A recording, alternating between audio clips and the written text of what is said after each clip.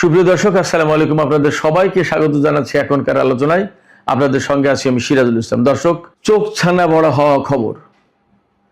ইসরায়েলের শতকরা 92% মানুষ বলছে এই যুদ্ধে ইরান বিজয়ী হয়েছে। তার মানে আমেরিকা এবং ইসরায়েল হেরেছে। শুধু তাই না, ইসরায়েলের প্রধানমন্ত্রী বেনিয়ামিন নেতানিয়াহুর জনপ্রিয়তায় ব্যাপকভাবে ধস নেমেছে।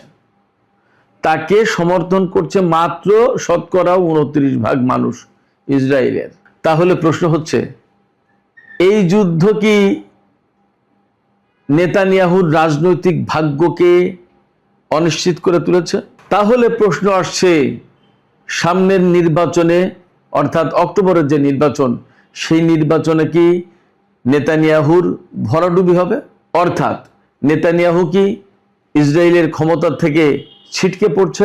সুপ্রিয় দর্শক, এখনকার ভিডিওতে মূল ফোকাস থাকবে এই বিষয়ে।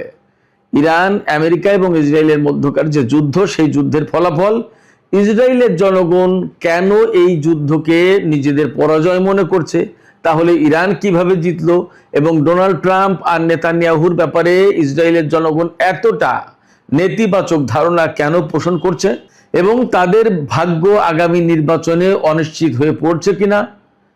এর পাশাপাশি সুইজারল্যান্ডের জেনেভা শহরে আজকে ইরান এবং আমেরিকার মধ্যে আলোচনা শুরু হয়েছে। সেখানে আলোচনায় মধ্যস্থতা করছে কাতার এবং পাকিস্তান। কাতারের প্রধানমন্ত্রী গেছেন সুইজারল্যান্ডে, পাকিস্তানের প্রধানমন্ত্রী এবং সেনাপ্রধান সহ আরো কয়েকজন লোক গেছেন। সেখানে ইরানের পক্ষে কারা প্রতিনিধিত্ব করছে, আমেরিকার পক্ষে কারা প্রতিনিধিত্ব করছে, আমেরিকার যে প্রতিনিধি দল, তাতে কেন পরমাণু আলোচকদের বা পরমাণু বিশেষজ্ঞদের কেউ নেই, এই সমস্ত নানান বিষয়ে এখনকার আলোচনা। আশা করি ভিডিও ভালো লাগবে, আর যদি ভালো লাগে তাহলে লাইক, কমেন্ট, শেয়ার করবেন এবং চ্যানেলটি সাবস্ক্রাইব করে সাথেই থাকবেন। দর্শক, চলুন আমরা মূল আলোচনায় চলে যাই। ইসরায়েলের জেরুজালেমের হিব্রু ইউনিভার্সিটি, সেই ইউনিভার্সিটি এবং আগাম নামে একটি ইনস্টিটিউট, দুই প্রতিষ্ঠান যৌথভাবে একটা জরিপ করেছে। জরিপটা চালানো হয়েছে এই মাত্র 17 জুন যে গেল, 17 জুন থেকে 20 জুন পর্যন্ত, অর্থাৎ গতকাল 20 জুন রোববার ছিল।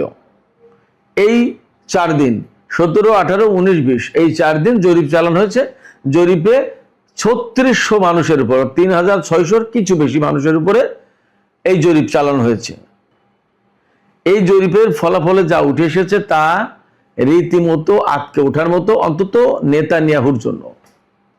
ডোনাল্ড ট্রাম্পের কপালেও ভাঁজ পড়বে নিশ্চয়ই এই জরিপের ফলাফল শুনলে। কি আছে জরিপে, চলুন আমরা শুনি। শতকরা 92.1% মানুষ মনে করছে ইরানের সাথে যুদ্ধে আমেরিকা এবং ইসরায়েল পরাজিত হয়েছে। তার মানে ইরান এই যুদ্ধে বিজয়ী হয়েছে। মজার ব্যাপার হচ্ছে, নেতানিয়াহুর নেতৃত্বাধীন যে ডানপন্থী জোট যারা সরকার চালাচ্ছে, তাদের ভেতরে শতকরা 99.1% সমর্থক মনে করে ইরান বিজয়ী হয়েছে, ইসরায়েল হেরে গেছে। শতকরা 92.9% মানুষ মনে করছে ইরানের বিরুদ্ধে যে যুদ্ধ হয়েছে, এই যুদ্ধের ফলে ইসরায়েলের দীর্ঘমেয়াদী নিরাপত্তা ব্যবস্থা মারাত্মকভাবে দুর্বল হয়ে পড়েছে। এই কথার ব্যাখ্যা কি আমি পরে বলছি। শতকরা 86% ইসরায়েলি ইরানের সাথে আমেরিকা এবং ইসরায়েলের যে যুদ্ধ হয়েছে, সেই যুদ্ধের ফলাফলে অসন্তুষ্ট। অর্থাৎ ইসরায়েল যে পরাজিত হয়েছে, এই পরাজয়টা তারা মেনে নিতে পারছে না। ইরানের সাথে আমেরিকা এবং ইসরায়েল যে লক্ষ্য অর্জনের জন্য যুদ্ধ শুরু করেছিল, সেই যুদ্ধে কি লক্ষ্য অর্জিত হয়েছে? ইসরায়েল আমেরিকা সেই লক্ষ্য অর্জন করেছে? এমন প্রশ্নের জবাবে শতকরা 87% বেশি ইসরায়েলি নাগরিক তারা বলেছে যে না, এই লক্ষ্য অর্জনে ব্যর্থ হয়েছে। এই যুদ্ধের পর বা যুদ্ধের ভেতরে এই সাম্প্রতিক সময়গুলোতে নেতানিয়াহু কয়েকবার দাবি করেছেন যে এই যুদ্ধ সফল হয়েছে। আর ডোনাল্ড ট্রাম্প তো শুরুর দিন থেকেই ইরানকে পৃথিবীর মানচিত্র থেকেই মুছে দিয়েছে। ইরানের সামরিক বাহিনী, নৌবাহিনী, বিমান বাহিনী, ক্ষেপণাস্ত্র, উৎক্ষেপক যে লঞ্চার, সমস্ত সবকিছু ধ্বংস করে দিয়েছে, সব শেষ। উনি তো বারবার বলছেন যে ভিক্টরি তাদের, বিজয় তাদেরই হয়েছে। কিন্তু নেতানিয়াহু কিছুটা ধীরে সুস্থে গেলেও তিনি ইরানের বিরুদ্ধে বিজয় দাবি করেছেন। তিনি বলেছেন আমরাই জিতেছি, আমরা এই সাফল্য আমাদের বড় সাফল্য। কিন্তু ইসরায়েলের শতকরা 87% বেশি মানুষ বলছে যে নো, ইসরায়েল সফলতা অর্জন করেনি, নেতানিয়াহু সাফল্য পাননি।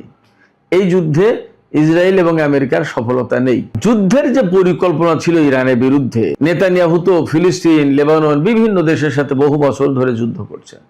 ইরানের বিরুদ্ধে যে যুদ্ধ পরিচালনা করেছে, সেই যুদ্ধের পরিকল্পনায় মারাত্মক রকম ত্রুটি ছিল, দুর্বল যুদ্ধ ব্যবস্থাপনা ছিল, দুর্বল যুদ্ধ পরিকল্পনা ছিল, এমন কথা বলছে শতকরা 56.4% মানুষ। এবার সবচেয়ে নেতানিয়াহুর জন্য আতঙ্কজনক তথ্য, মার্চ মাসে অর্থাৎ 28শে ফেব্রুয়ারি ইরানের বিরুদ্ধে যুদ্ধ শুরু করেছিল আমেরিকা এবং ইসরায়েল। মার্চ মাসের প্রথম দিকে নেতানিয়াহুর জনপ্রিয়তা ছিল 40.5%। এখন সেই জনপ্রিয়তা কমে 29% নেমেছে। তার মানে নির্বাচন হলে শতকরা 70-71% মানুষ নেতানিয়াহুর বিরুদ্ধে ভোট দেবে, মোটামুটি ভাবে এটা ধরে নিয়ে যাচ্ছে। শতকরা 69.1% ইসরায়েলি মনে করে ডোনাল্ড ট্রাম্পের যে যুদ্ধ পরিকল্পনা ছিল সেটাও ব্যর্থ, সেটাও দুর্বল। এই যুদ্ধে ডোনাল্ড ট্রাম্প যে ভূমিকা পালন করেছে, ইসরায়েলের স্বার্থ রক্ষা করা, আমেরিকার পক্ষে কমান্ডার ইন চিফ হিসেবে সেনাবাহিনী পরিচালনা করা, যুদ্ধের কমান্ডিং দেয়া বা আরো যে সমস্ত ব্যবস্থাপনা, সমস্ত সবকিছু, এই যুদ্ধে ডোনাল্ড ট্রাম্পের যে সমস্ত ভূমিকা, সেই সমস্ত ভূমিকার ব্যাপারে একেবারেই অসন্তুষ্ট মানুষ। মাত্র শতকরা 10.8% মানুষ ডোনাল্ড ট্রাম্পের যুদ্ধ পরিকল্পনা এগুলোকে সমর্থন করেছে। অর্থাৎ নেতিবাচক বলেছে ব্যাপক সংখ্যক মানুষ, আর ইতিবাচক বলেছে মাত্র 10.8% ইসরায়েলি। হিজবুল্লাহর বিরুদ্ধে ইসরায়েল নতুন করে অভিযান চালাচ্ছে, আমরা সবাই জানি, যা নিয়ে ব্যাপক শোরগোল আলোচনা হচ্ছে। এমনকি ইরান হরমুজ প্রণালী নতুন করে বন্ধ করে দিয়েছে। শুক্রবারে তো আলোচনাটা হলোই না, দেরিতে আলোচনা শুরু হলো। এই যে হিজবুল্লাহর বিরুদ্ধে নতুন করে যুদ্ধ, এই যুদ্ধের ব্যাপারে ইসরায়েলের শতকরা 48.2% মানুষ সমর্থন দিয়েছে। অর্থাৎ যুদ্ধকে তারা পছন্দ করছে, বেশ বড় সংখ্যক মানুষ, প্রায় 50%। ইরানের বিরুদ্ধে যুদ্ধে পূর্ণ বিজয় অর্জিত হয়েছে এমন ধারণায় বিশ্বাস করছে মাত্র শতকরা 12% মানুষ, আর বাদ বাকি সবাই মনে করে যে নো, ব্যর্থ হয়েছে। এখন প্রশ্ন হচ্ছে, সত্যি কি ইরান বিজয়ী হয়েছে?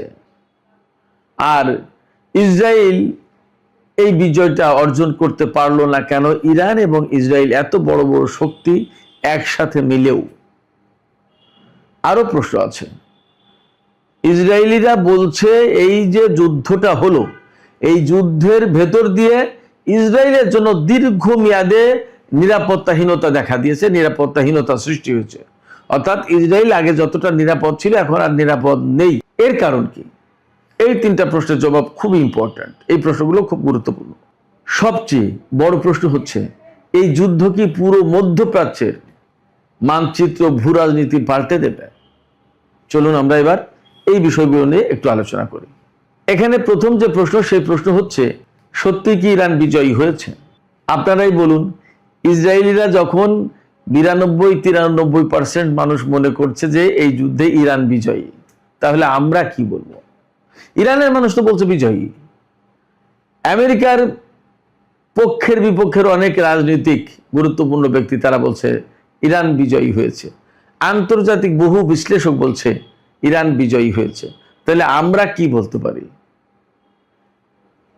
আমারও তো মনে হয় যে ইরানই বিজয়ী হয়েছে। কারণ যে লক্ষ্য নিয়ে ইরান যুদ্ধ শুরু করেছিল আমেরিকা এবং ইসরায়েল, সেই লক্ষ্যগুলো কিন্তু একদম অর্জন করতে পারেনি। যখন অর্জন করতে পারেনি, বরং অন্যদিকে তাদের বিসর্জন বেশি। সেই বিসর্জনগুলো কি কি আমি বলছি পরে। তো বিসর্জন যদি বেশি হয় তাহলে তো যুদ্ধে ইরানই বিজয়ী হয়েছে এবং এরা পরাজিত হয়েছে। যুদ্ধের লক্ষ্যগুলো কি কি ছিল? যুদ্ধের লক্ষ্যগুলো ছিল ইরানের সরকার পরিবর্তন করে ফেলা, ইরানের সামরিক বাহিনীকে একেবারেই মুছে দেয়া, ইরানের পরমাণু কর্মসূচি একেবারে ধ্বংস করে দেয়া, ক্ষেপণাস্ত্র কর্মসূচি একেবারে ধ্বংস করে দেয়া, আঞ্চলিক যে প্রক্সি ফোর্সগুলো আছে তাদেরকে ডিসম্যান্টেল করে দেয়া এবং মধ্যপ্রাচ্যে ইসরায়েল আমেরিকা নিয়ন্ত্রিত একটা ম্যাপ এবং ব্যবস্থা তৈরি করা। আপনারা বলুন এগুলোর একটাও কি হয়েছে? ইরানের সরকার কি পরিবর্তন করে দিতে পেরেছে? হয়তো কিছু মানুষকে হত্যা করা গেছে, কিন্তু সরকার তো পরিবর্তন হয়নি। ইরানের সামরিক বাহিনীকে একেবারে ধ্বংস করে দিতে পারেনি, ইরানের পরমাণু কর্মসূচিকে ধ্বংস করতে পারেনি, ইরানের ক্ষেপণাস্ত্র ব্যবস্থা ধ্বংস করতে পারেনি, এবং তারা যে এখন অনেক শক্তিশালী ক্ষেপণাস্ত্র ড্রোন ব্যবস্থায়, তা তো সাম্প্রতিক ছোট ছোট টুকিটাকি যে যুদ্ধগুলো হয়েছে তাতে দেখেছি। একইভাবে সমান তালে বড় বড় শক্তিশালী ক্ষেপণাস্ত্র মেরেছে, ড্রোন মেরেছে ইরান, এবং সেই যুদ্ধ আমেরিকা বা ইসরায়েল বন্ধ করতে বাধ্য হয়েছে। এরপরে মধ্যপ্রাচ্যে গ্রেটার ইসরায়েল প্রতিষ্ঠার যে পরিকল্পনা, গ্রেটার ইসরায়েল কিন্তু প্রতিষ্ঠা হয়নি। এবং ইরানের সরকার পরিবর্তন করে দিলে মধ্যপ্রাচ্যে কিন্তু আমেরিকা ইসরায়েলের সামনে আর বাধা বলতে কিছু ছিল না, থাকতো না। যেহেতু ইরানের সরকার পরিবর্তন হয়নি, সেক্ষেত্রে মধ্যপ্রাচ্যের নতুন কোনো ব্যবস্থাও তারা চালু করতে পারেনি। অতএব তাদের লক্ষ্য কিন্তু অর্জিত হয়নি। আর যদি লক্ষ্য অর্জিত না হয় তাহলে যুদ্ধে তাদের বিজয়ের তো কোনো সুযোগ নেই, বরং ইরান এগুলো প্রোটেক্ট করেছে এবং ইসরায়েল আর মার্কিন ঘাঁটিগুলোর উপরে ব্যাপক হামলা চালিয়েছে। তাতে তাদের ব্যাপকভাবে ক্ষয়ক্ষতি হয়েছে, প্রচুর অর্থনৈতিক ক্ষতি হয়েছে। শুধু তাই না, মধ্যপ্রাচ্যে তাদের এই নাস্তানাবুদ অবস্থার পাশাপাশি হরমুজ প্রণালী আগে মুক্ত ছিল, সেই হরমুজ প্রণালীকে এখন চুক্তি করে ইরানের হাতে তুলে দিতে হচ্ছে। অর্থাৎ ইরান এখন এটা কন্ট্রোল করবে। এই যে গতকাল 20 জুন 2026 তারিখ লেবাননে যখন হামলা বন্ধই হচ্ছে না, তখন ইরান বন্ধ করে দিল চট করে হরমুজ প্রণালী, বলে যে যুদ্ধবিরতি যদি না হয় তাহলে আমরাও চুক্তি মানব না, আমরা হরমুজ প্রণালী বন্ধ করে দিলাম। তার মানে এখন ইরানের সামনে পথ কিন্তু একদম পরিষ্কার করে দিয়েছে ইসরায়েল এবং আমেরিকা। যখন প্রয়োজন তখন কিন্তু তারা তাদের মতো করে হরমুজ প্রণালী বন্ধ করে দিতে পারবে।